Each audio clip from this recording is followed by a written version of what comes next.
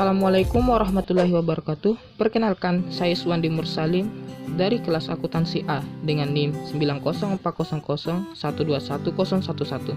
Pada kesempatan video kali ini saya akan mempresentasikan video terkait tugas bahasa Indonesia saya, yaitu dengan materi diksi atau pilihan kata.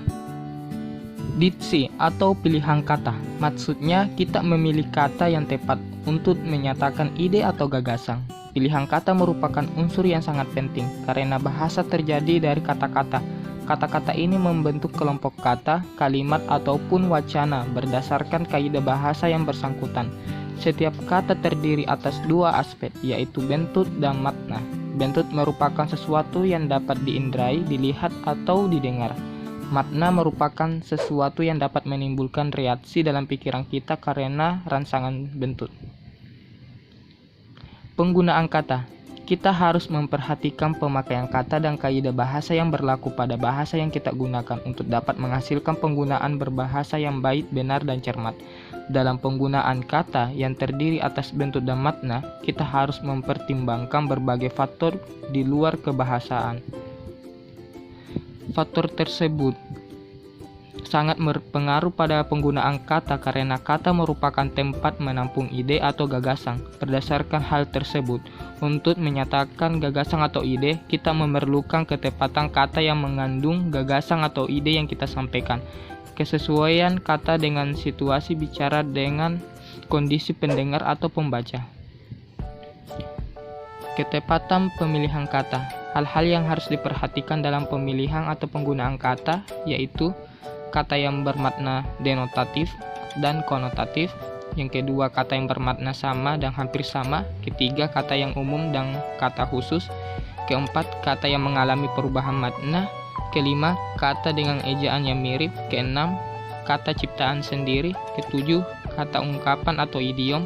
Kedelapan, kata yang singkat dan tak singkat. Kata yang bermakna denotatif dan konotatif. Makna denotatif adalah makna dalam alam wajar. Makna wajar ini adalah makna yang sesuai dengan apa adanya. Contohnya, kita makan. Dalam makna denotatif berarti memasukkan sesuatu ke dalam mulut, dikunyah dan ditelan. Makna konotatif adalah makna asosiatif, makna yang timbul sebagai akibat dari sikap sosial, sikap pribadi, dan kriteria tambahan yang dikenakan kepada sebuah makna konseptual. Contohnya, kata makan dalam makna konotatif berarti untun atau pukul. Kemudian, kata bersinonim. Kata sinonim adalah dua kata lebih yang pada asasnya mempunyai makna yang sama tetapi bentuknya berlainan. Sinonim ini dipergunakan untuk mengalihkan pemakaian kata pada tempat tertentu sehingga kalimat itu tidak membosankan. Kita ambil contoh, kata cerdas dan cerdik. Kedua kata ini bersinonim, tetapi kedua kata tersebut tidak persis sama benar. Kata-kata lain yang bersinonim ialah agung, besar, raya, mati, mangkat, wafat, meninggal, cahaya, sinyal. Penelitian penyelidikan. Bahasa baku dan bahasa tidak baku.